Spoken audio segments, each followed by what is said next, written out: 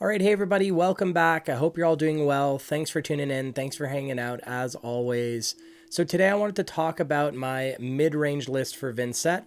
This is something I've featured on the channel recently. I had some short form gameplay with it, but I've been sort of like tweaking it over time, and it's been a little while since we actually sat down and took a look at the list. So I wanted to pull that up and talk through some of my recent choices, my recent thinking. I'm sort of like getting settled on this list.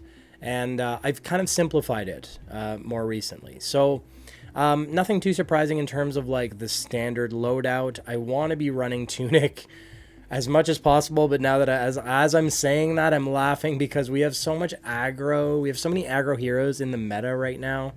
Like I'm just thinking about my armory that I went to yesterday where there were like a bunch of Dash IOs running around. I even encountered a Zen for the first time in a little while. So for those aggro matchups when you know the game's not going to go very long, like maybe 5 or 6 turns, it's not really worthwhile to run Tunic because you might only get one resource off of Tunic, which feels okay, but you might get more bang for your buck if you're running Dyadic Carapace to get through some of those breakpoints. So there's also Auroras that are running around. So anyways, so Dyadic Carapace, I think I only played Tunic once yesterday. Maybe no, I don't. I even think I ran Tunic at all yesterday. I went 1 and 2 yesterday, got completely stomped by a Dash IO, but I 3-0'd my previous armory. So I am seeing good results on Talishar. For what it's worth, my win rate's about 64%, much higher going first. That's kind of always been a thing about Vynnset, is we tend to want to go first, and we tend not to swing. We tend to kind of set up, so we can have a really strong setup turns on turn 0, which sort of sets us up for success. So pretty standard loadout. Tunic we want to run if we have a slower, grindier matchup, which the meta is going to shift here soon, right? So maybe we will be on Tunic a little bit more. And we'll have to see how it shakes out with Jarl. We might have to find some room for some more blues. But for now, this is where I'm at. In terms of main board, I'm still on 3 of Beseech the Demagon, Bounding Demagon, Deadwood Dirge, amazing piece from the new set. It feels like a must. It opens up our banish zone more easily, so we can play out a Deathly Whale on a 2-card hand, for example, with no rune chance banked, or a Deathly Destruction, or Widespread Destruction, or any of our 3-cost Runegate cards, or 2-cost Runegate cards for that matter. We can play out with a 2-card hand with Deadwood Dirge and that card. Deathly Delight is another one of those 2-cost Runegate cards, which can gain us a life. And then I'm running 6 of Deathly Whale, so in red and in yellow. Strong argument, and with Jarl coming up and with this shift in the meta, blue Deathly Whale is something I'm going to keep an eye on. But in this list, I'm running 6 of Deathly Whale. And I think this volume of Runegate cards, so I'm running, I'm going to count Bounding Demagon. It's not a Runegate card, but it's a card I can play from Banish. It's an attack I can play from Banish. So I have 1, 2, 3, 4, 5, 6, 7, 8, 9, 10, 11, 12, 15. You could throw Funeral Moon if you want, but I'm just going to count attack actions. So 15, 18, 21, 24. So 24 in the main board out of our 48 cards. So half of our cards in our main board are attacks that I can play from Banish. So we kind of want a 50-50 split. I have Widespread Destruction and Shadow Averser, so another 5. Another 6. So we go up to 30 attacks. So that 50-50 split does feel quite good.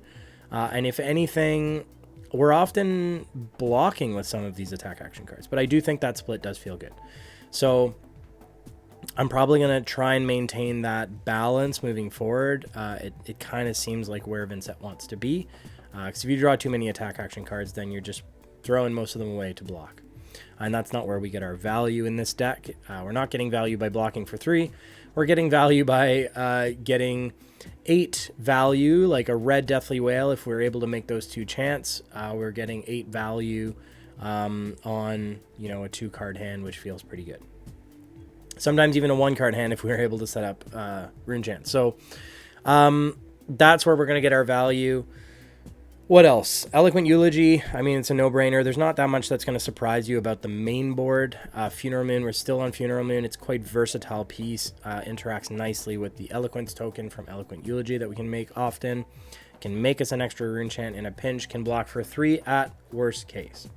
Malefic Incantation is also an all-star. It's proven to be maybe even more impactful than Deadwood Dirge. I don't know. I was on the fence about it before, but now I love to see it. It allows us to roll rune chants, kind of facilitate 2 wide turns, or set us up for our next turn. In terms of go again enablers, we have 9, I believe, beyond like creepers and eloquence shenanigans. We have Maureen Skies, Shadow Puppetry, and Machinations, and Succumb often represents extra action points as well. And this is also an all-star if we're talking about the new cards. Succumb to Temptation is a must. It's hand disruption, it's extra action points, it's everything we need. It blocks for 3, it pitches for yellow for some reason. It has everything going for it. It's just so good.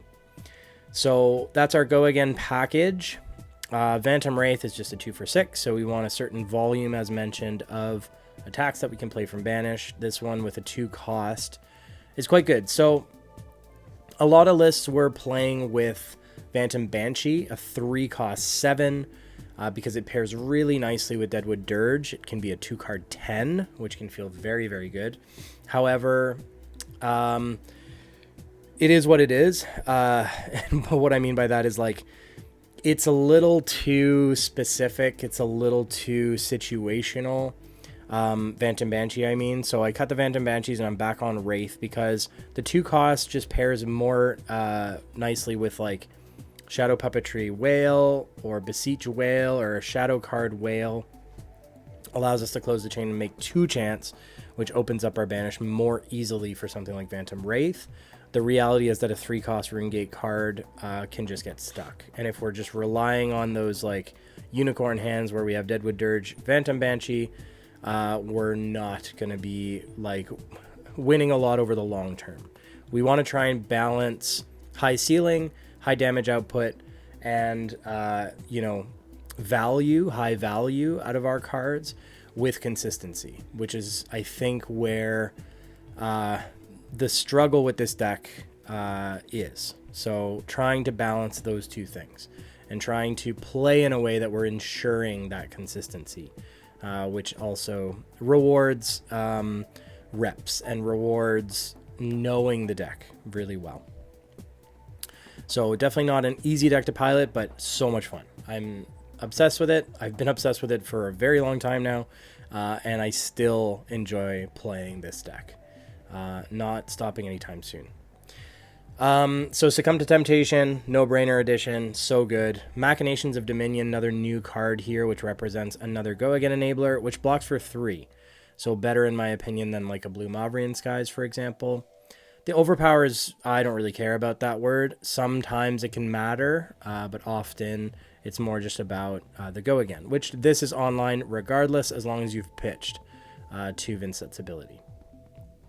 By pitch, I mean banish a card at the beginning of turn to Vynnset's ability, you make an aura, a rune chant, and it turns all of this on. Widespread Annihilation, no-brainer. So this is also in the main board now. I used to play around with it in the sideboard, but it's just in the main board. That hand disruption can really turn a game around, especially with our aggro heroes who are not that concerned with blocking. Okay, don't block. We will just take some cards from your hand. So Succumb helps us do that, and Pummel helps us do that. So we're back on Pummel. Everyone rejoice. Okay, so this is like the main change, the main recent change is I'm trying to figure out, like I tried to cut some cards back to make room for Swarming Gloomveil. I do think Swarming Gloomveil feels quite good. It is made better by a card like Malefic Incantation, which just allows its second and third ability to come online more frequently. So something like Swarming Gloomveil is more often coming in as a 0 for 4 Go Again, which is a very good rate, obviously. So I was trying to make room for it, but it definitely has a home in Redline. But for the mid-range build, I think the idea is more like long-term, like grind it out a little bit, gain value over the long term, get those strong hands. And Pummel's just so much more impactful in terms of more hand disruption, to sort of like disrupt our opponent's game plan, especially in an aggro meta. So Pummel back on the list as a 2 of. Excuse me. And so we have 6 blues in the main board to support it. We also have 6 yellows in the main board that we could pitch to Pummel. And if we're on Tunic, that would further facilitate being able to play out Pummel with any other card in hand, basically. So we're on 2 of Pummel. And when I'm siding in Pummel, I'm probably also siding in some more blues. So we have Shadow Averser, which is a great versatile blue. Blocks for 3, of course, pitches for 3. But its own ability, it can be banished and played from banish. That's a plus. I don't mind putting this in Arsenal. That's also a plus. And the ceiling of this card, it would allow us, if we're able to set up a really wide turn with like Malefic Incantations and maybe Deadwood Dirges, or with Deathly Wails, where we can like make rune chants after our first attack, because that's one challenge of this deck, is it's not hard to get your first rune gate card out, but if you want to go extra wide, how are you going to make more rune chants to follow that up with another rune gate card? And that's like closing the chain on Deathly Wail after we've both taken damage, opponent and you, or making other rune chants like Funeral Moon. Malefic Incantation does it for you. Deadwood Dirge can make more, or breaking Quillhand as a one-time case of emergency. But Shadow Verser will allow us to, if we're not going first, for example, set up more cards in our banish zone in order to be able to go wide. So Shadow Verser, not only a blue that we can side in to facilitate getting those pummels out, but also a good piece that works well with the deck overall. For a similar reason, if we are also on Tunic and maybe extra blues, I'd put in Envelop in Darkness too. So if I'm trying to pressure, I'm looking at cards like Envelop in Darkness, Shadow Averser, Pummel. That's 8. By the way, it's a 48 card main board, so we're looking for 12 cards to side in. And then maybe Oblivion if I'm facing like a grindier opponent, like Oblivion and Widespread Destruction. So basically everything except for Read the Runes and our defense reactions. That's one package that can come in. So that would be like my aggro package, I would call it. So Envelop in Darkness, Pummel, Oblivion is 6, 7, 8, 9 in the widespreads, 10, 11, 12 in the Shadow Averser. Read the Runes is great. Feels awesome to play on turn 0 as a setup. Feels awesome to play on Eloquence. But we have enough rune chant generation that I just don't think it's in the main board. But if we're going first, the value of it increases, so it could also be something you consider putting in. I need to solidify my sideboard plan. That's something that I'm currently working on. So Read the Runes is also still in the list and can be quite impactful. And then finally is my defensive pieces. So we're on Reduce the Rune Chant. One costs 4 that creates a rune chant. It costs 0 if we have a rune chant existing. And Malefic Incantation can allow us to float those rune chants. Widespread or Deathly Wail can allow us to float rune chants. Funeral Moon can allow us to float rune chants. So it's quite good. There's an argument to be made that this becomes Sink Below if you're more worried about bricking and you're more worried about having access to another card that can fix your hand beyond Crown of Dominion, or Crown of Providence, sorry. Sink Below is a great option. It's always online. It's always a 0 for 4. So that's the one thing. The extra condition where this makes you a rune chant is quite nice. So it's sort of up to you. I might test Sink Below again if I'm noticing that I'm bricking quite a bit on Reduce, because this can feel pretty bad in certain scenarios. Hunting Rendition, on the other hand, I love. I kind of put it in before my Reduces. It's more versatile. It can block 4 when it needs to block 4. It can also prevent 2 and create a rune chant. So it's either 3 value, 2 damage prevention and a rune chant, or 4 value, blocking just for 4. So it can prevent 2 and create a rune chant when you need a rune chant. It can block 4 when you need to get over a breakpoint. So I really like this piece. It feels quite good. So this has gone in actually before the Reduced to Rune Chant in a lot of my matchups. Feels good into Dash.io. Feels great into Wizard for the extra damage prevention. No-brainer card. Some other new pieces to respond to the meta. Reaping Blade. We had like a hot second where there was like a lot of life gain in the meta. It seems to kind of tapered off a little bit, but Reaping Blade is still in the sideboard here. we are still going to encounter heroes that want to gain life, and so this is a great surefire way to shut that down. Grimoire mostly in there for Runeblade matchups as Arcane Barrier 1. Face Purgatory we want to put in against heroes that are able to go taller, or if we really want to disrupt their hand. So the ceiling on this card is like you're blocking for 7 or 8 with this card and either a 2-block non-attack or a 3-block non-attack, and then probably a 3-block attack. So that's 7 block total. And then it replaces one of your cards that you blocked with by drawing you a card, and it causes your opponent to discard a card. So the ceiling on it is super high. So and that the value of this card increases when we're against heroes that are able to go tall. So like a KO, we have a KO in the meta, or something like that. So becomes really good into those matchups. Finally, Ebb and Fold, strictly for the Spell Void 2 into Wizard. So that's where I'm at. I kind of streamlined the deck. It's not that surprising. It's a lot of the sort of pieces that we've been playing with in a while, but sort of like for a while I was on Swarming Gloomveils and not on the Pummels, and I've had a lot of 2-ofs in the sideboard.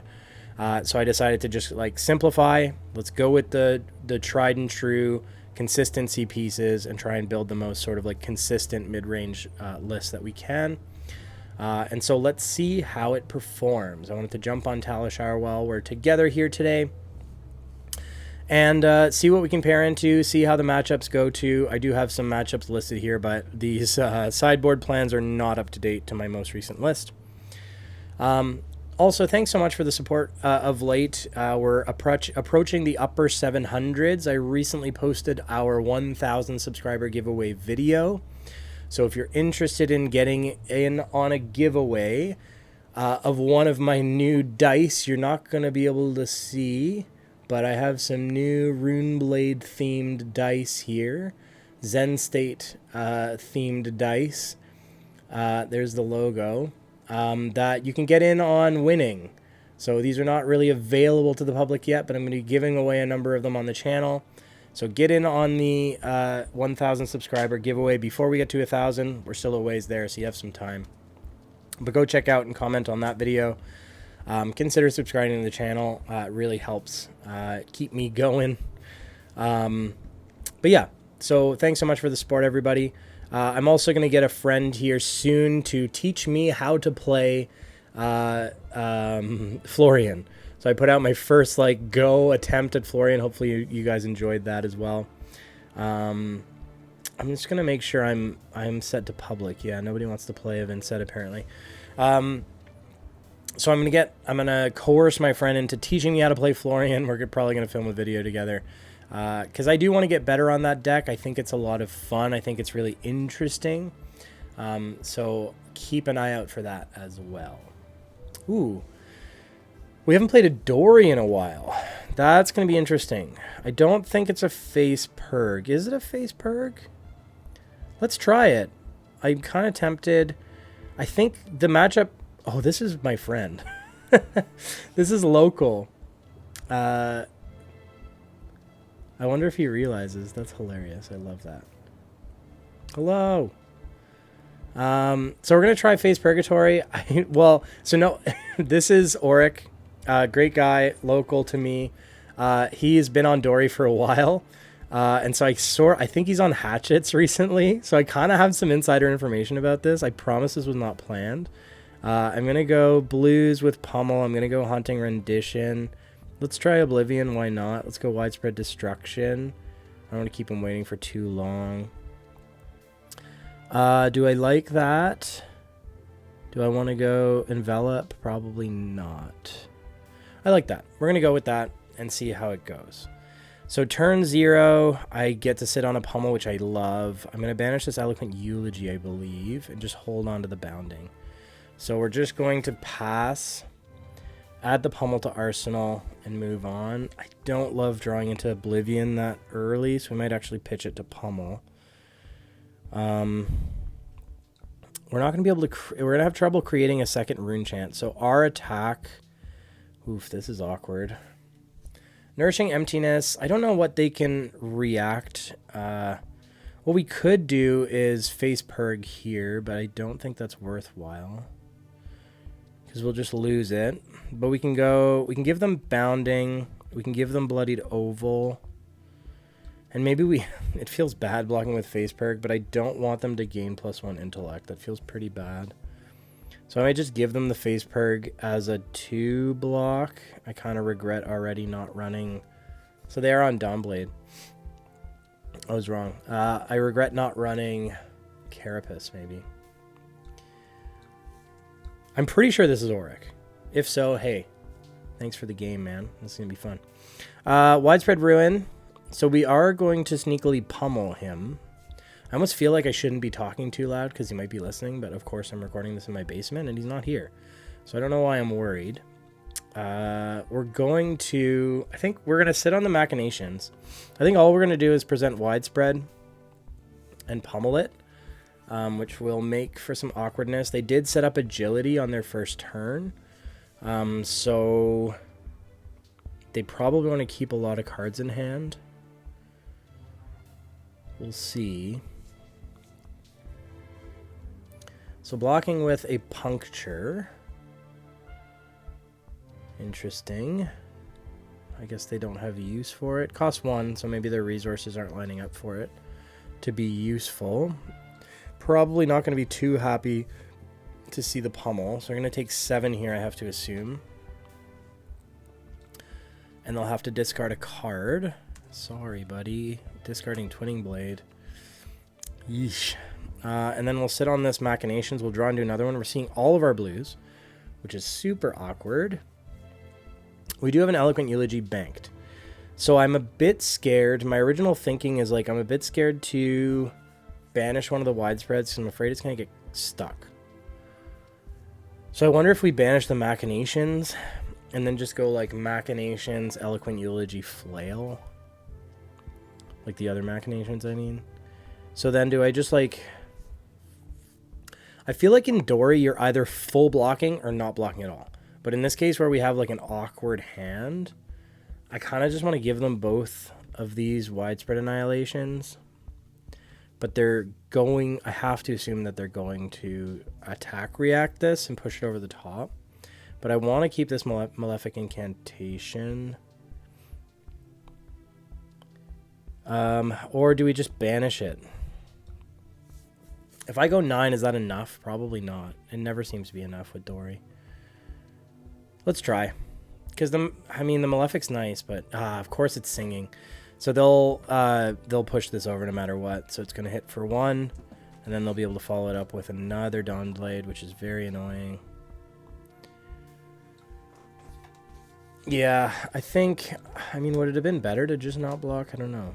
It's like damned if you do, damned if you don't with Dory. So now they're presenting another 3 that we can't really justifiably deal with. So we're going to have to take it. They're going to get a counter, which is a bit annoying, but it is what it is. So we're going to go Machinations, Eulogy, 1 Arcane, which, yeah, Dory doesn't often worry about the Arcane, I don't think. They don't have any Arcane Barrier, do they? They do. Oh, they do. They have an All-Rune Hood. Looking all the equipment, and there's clearly an All-Rune Hood on their head. So we're going to take 4. We're going to Flail. This will just guarantee that Eloquence, but it also gives them something to think about. So they're going to have to give us the 1 on Refraction Bolters, which is probably fine. They don't care. Here we have 2 Deadwood Dirges and a Distillite. We have a Haunting Rendition. So we could comfortably block 6, but that's probably not going to be enough. What does this card do? Your next sword attack gains +3. When this attack, if it's... Well, it's going to get going again. Oh, so it's not currently greater than its... Or it's not double its base right now. Yes, it is. It's more than double its base. What am I talking about? Do we just... Haunting Rendition's a free 4 block. 4, 5, 6, 7, 8, 9, 10, 11. I'm wondering if we just like give them our hand and sort of try and reset. It's not very good. And they could still push over. So realistically, they could have 2 reacts to bring this to like 13. And then we're just like really sad. So do we just Do we just get the value on Haunting Rendition, banish Deathly Delight, make a bunch of chants, and follow it up? I think maybe. We will have to snuff this, though, at some point. I don't know. I'm going to block with this and probably turn on their Reprise. This is why Dory is so challenging. It's like, I'm happy to ignore what they're doing if I'm able to string together some strong turns, but we really haven't been able to do that, unfortunately. But this is still like, banish Deathly Delight, turn one Rune Chant into 3, turn one of the 3 into 3, so we'll have 5 and 5. It's like 10 damage on 3 cards. So it's not terrible, but like they're gonna do some scary stuff here, I have to assume. I don't know. I don't know what's right with Dory. I mean, maybe maybe Haunting Rendition should have been used for the prevention, because then it doesn't turn Reprise on, but it wouldn't really matter with Blade Fury. So now it goes to 9. It's like, well, I don't know. I guess I still need a resource to swing with it a second time. So maybe that should have factored into my calculation of how big that downblade would have been. Might have been the call to just give them our hand. And that will still happen at some point. So I think we're just taking the 7 here down to 21. And we'll present 10 back at them. So the issue is like the Dawnblade's going to get out of control here with all the counters we're allowing to have. So not great so far for us. But we can still turn this around. We're going to present this, pressure their life total with 5 and 5. Probably gain a life back. And then worry about the beefed up Dawnblade next turn. If we're able to strip a couple cards here, I don't know if they're like worried about their life total, but if we're able to strip a couple cards here, then maybe we have less to worry about, but probably not. So they're probably just going to take it down to 16 and just keep, nope, they're going to give us 1 overpower. So let's see what we draw into. Eulogy, Whale, Shadow Puppetry. So this is a better... The hand makeup here is much better than we've seen. So Spoils of War is like +2. Go again. On hit Copper. So this is going to be for 7. I could pretty easily block 7. This is up to 13.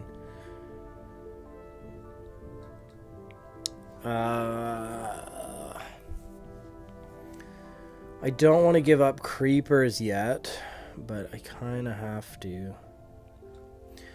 Or do I just say, screw it, send the bill? But I'm only going to be able to say send the bill for so long when this keeps collecting counters. I feel like I'm either giving them my hand or I'm trying to push damage. In this case, I can turn these 4 cards into 7...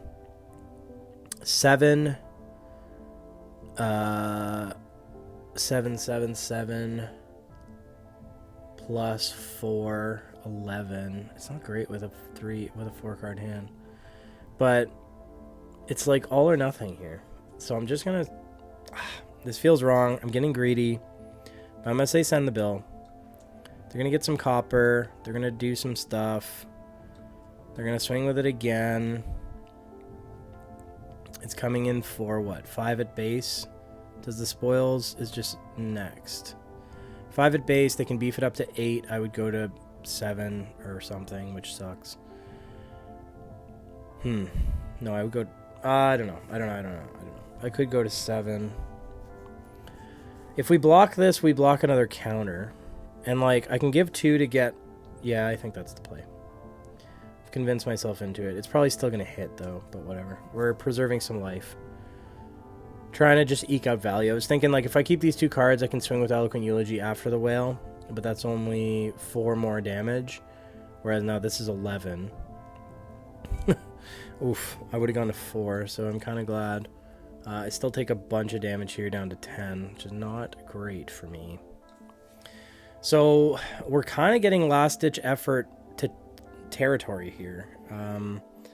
Has not been going our way. We have to break Vexing here. We're going to go Shadow Puppetry. We're going to take the damage to Vynnset. And we're going to present 3 and 5. So 8. If this hits, we could realistically find another 8 damage. It's still not threatening lethal, though, which is a problem at this point. I'm probably going to have to try and reset their sword on our next turn by just like giving them our hand. Hoping to draw into a bunch of 3 blocks, but we kind of have to just play it one hand at a time at this point. So we're like doing an okay job maintaining life parity, but the Dawnblade is just becoming such an issue that they will win on value over the long term. And they see that, obviously, so, I mean, I will take the free extra rune chant. It's not quite what we're looking for, though, in terms of another attack. We don't need to flail, really. So we're just going to end the turn, end on 3 rune chants, and draw into a bunch of 3 blocks, so that's good. And so they're playing some stuff that kind of forces them to play face up. So they're at 11 with 1 card in hand, which is terrifying. I can block 12. If I give them equipment, we go up to 14. So it would snuff a 3. We might just have to. So that would account for everything plus... If this is a Glistening Steel Blade, though, I'm going to be very upset. But if it's a 3 buff, which I think they have a lot of... So that did it. It hurt us quite a bit, but it reset them, and I think that's just what we needed to do at that point. They still have a full power turn coming at us here, so that's also kind of scary. Not sure why they pitched 2 into the copper, I guess, to draw. Coming in with Dawnblade for 3. So the issue with Haunting Rendition in this matchup, which I'm coming to realize, all I care about keeping in this hand, by the way, is the Deathly Wail, to be able to start to like present attacks that they can't really continue to ignore. So I think I might just like, if I do this and I keep the Haunting Rendition, it'll snuff a buff of 3. Or if I give them the Haunting Rendition as a block, we're at 9. That might just be the play. Let's just way overblock it and hope they can't go over the top. They have 2 Blade Fury. They can go over by 1. Of course they can. Of course they can. They always... This is the thing about Warrior. They always have the answer. And then they come in for a 7. I go to 1. We can't. We have no choice. We're going to 1. Really well played, though, Auric. I am going to present lethal. So you can't really ignore this. Like, the game's not over yet, but I'm very uncomfortable at 1 life against you. But super fun. I'm assuming this is you, by the way. I think it's you. If so, thanks for the game. This was fun. Even though I'm probably going to lose to you, which is frustrating, but no, it's fine. So give us equipment, take 2 to 4, come at us with a 4-card hand while we're at 1. That's not terrifying.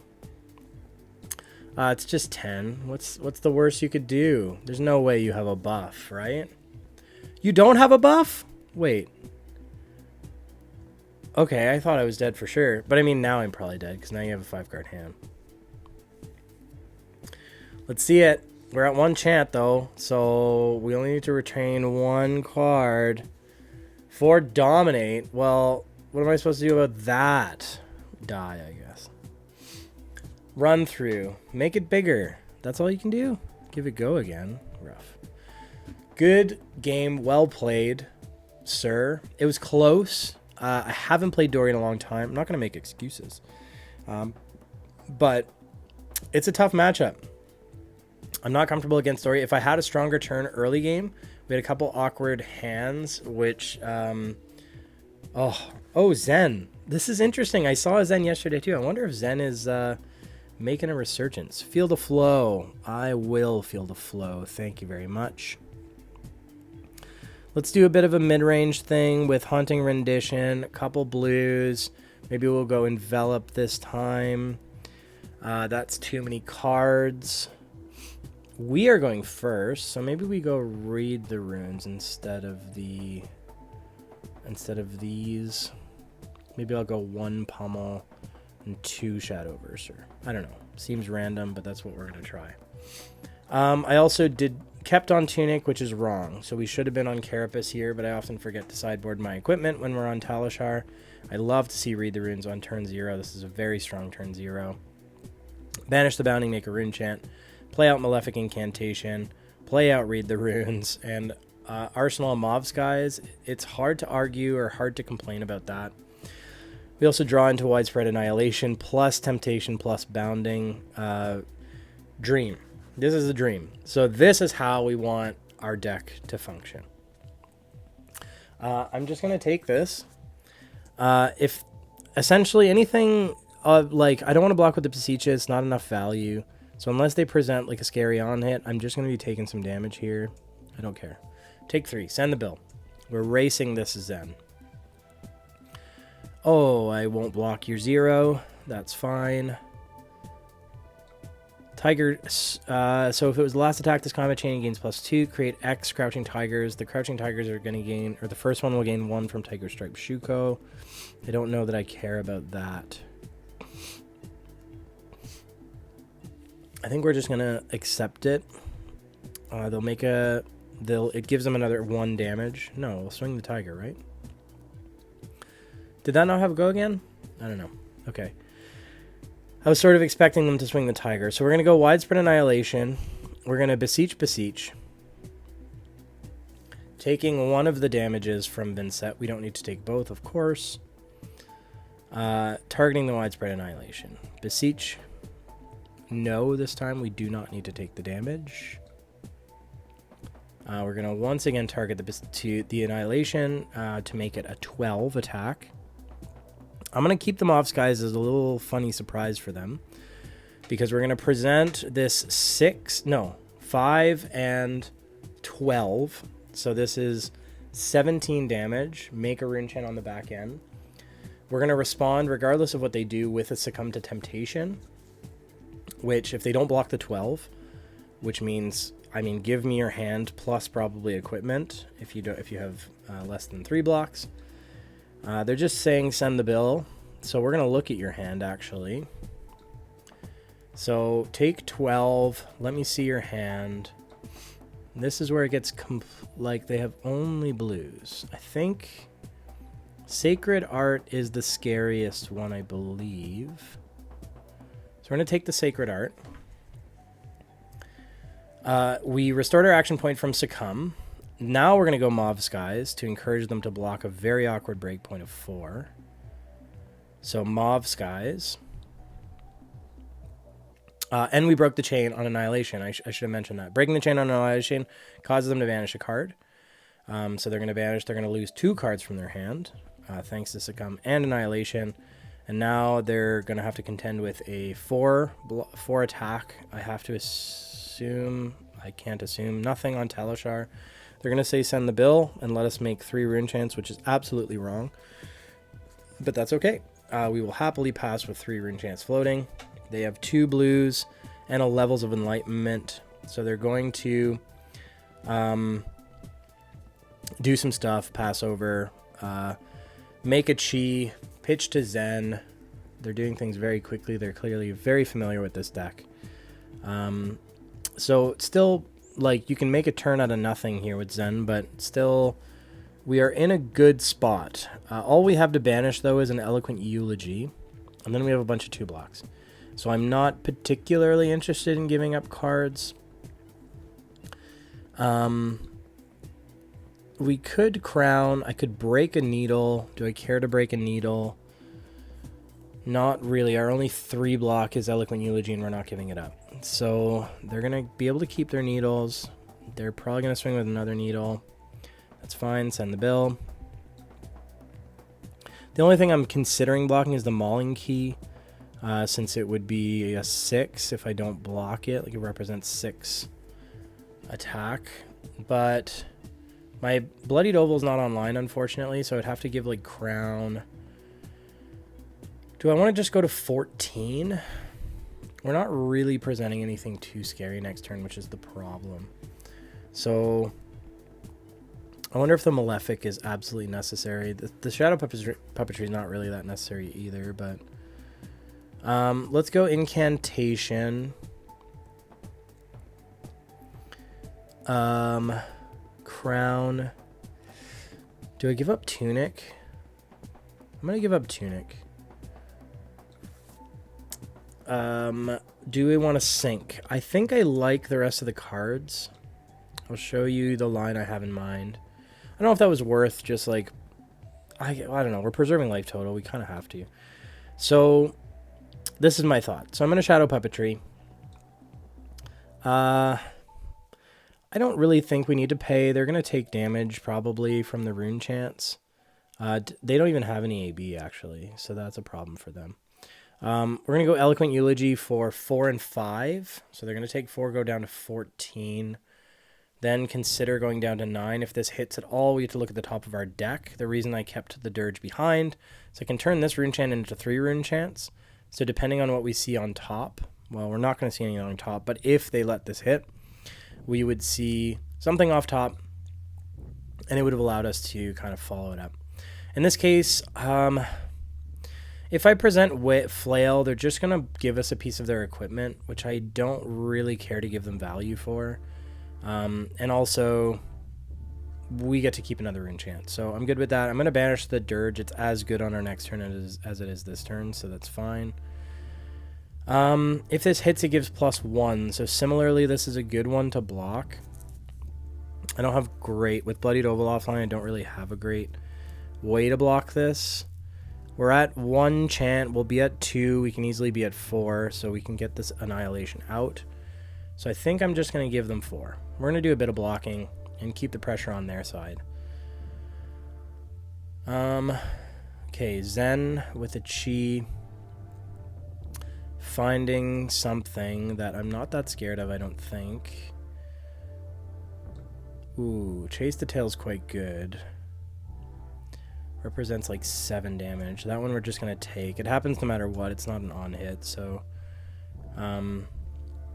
they get to do lots of damage, which is fine. Because we're going to do some scary stuff of our own. We're going to present 4 rune chants. We could present up to 6 rune chants if we wanted to.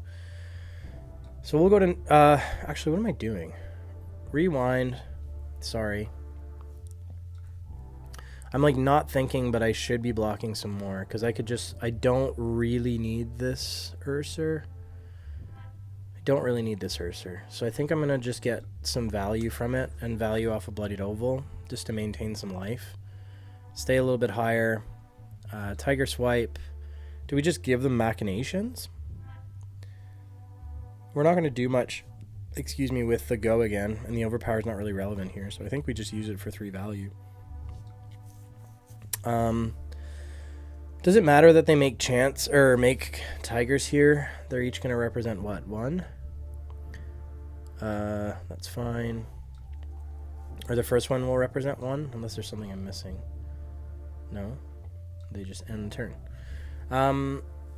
Okay, so we're going to Dirge one of the rune chants, turn it into 4 rune chants. Or do we Dirge? Ooh, wait, hold on. So we could Dirge the Incantation to have 5 chants, and we can go up to 7 chants if I break Quill Hand. Or do I keep Quill Hand? I think I want to Dirge the Malefic Incantation. I think it's more value. I've been doing that lately, where if we have 1 counter on Malefic, it either makes us 1 chant. It kind of works out to be the same thing, actually. Because I either destroy 1 chant to net 4, or I destroy the Malefic to net 5. And not end on 1. So I don't know. It kind of works out to be the same thing, but in this case, I just decided to present some Upfront Arcane. They have to decide whether they want to go to 3. They're going to give us some equipment, so they're going to take 3 to 6, and they're still going to have to give us a card from their hand. So we're going to hope that they can't do too much with a 3-card hand, but as we know, they gave us a Chase the Tail. So they make a Tiger, they come in for 0, we take 0. We just need to hold on to either of these cards to present a scary attack. When this attacks, something happens. The attack doesn't really matter. I would love to keep Succumb. I'll give them Wraith here just to maintain some life, because it's not doing anything really for us on our next turn. I'll take the 1. And what do you have? 7. That's terrifying. Do I go to 1? Or do I go to 4 and just give them Succumb? I mean, we're going to banish this. We're going to pop Vexing. We're going to go up to 5. We're going to force them to 1. So I think we want to just maintain some life total. I don't know if Succumb's going to do that much damage, because we're already threatening quite a bit. By breaking Vexing, going to 3 chance. Playing Deadwood Dirge, going to 5 chance. We force them to 1, and then they have to deal with a 6 attack. So, I don't know. Did I miss something? So we're just trying to push out. Like, they have to give us 2 cards, right? My battery, or my Mac's going to die, apparently, but that's okay. This will be our last game anyways. Hopefully it survives to the end of the game. So give us... I don't know. If you give me 1 card... No, you don't have any D-reacts. You have to give me 2 cards. Okay. Give 2 cards. Let's see what they can do with 2 cards. They're going to do Zephyr Needle. Do we just do the damage prevention? We probably just... Well, we just need to keep 1 card. Eloquent Eulogy. So we'll just block for 3 here. And Needle will break. We'll hold on to Rendition in case they have, like, sneaky shenanigans. That's pretty good. We'll just give them these 2 cards, and then I think they're dead. So, GG's. Very close. Zen is still kind of scary. But that was a fun game. And it's cool to see Zen floating around again. Like, he was such a big bad for a while, and then he got nerfed. But I think he's still viable. He still has a place in the meta, so... but yeah, it was a close game. Obviously, they can keep pressure on. They can race. Zen can still do scary stuff. So don't sleep on Zen. But yeah, that's going to be it for me today. I hope you enjoyed that. Thanks to my opponents on Talishar, one of which I'm pretty sure I know. So thank you both. And anyways, we'll talk soon. Make sure you get involved with the 1,000 subscriber giveaway. Consider subscribing to the channel if you like the stuff that I do. Helps the support, and I very much appreciate it. Make sure you comment on that video to get in on the giveaway. And for now, I'll let you go. Thanks very much, everybody, and we'll chat soon. Cheers.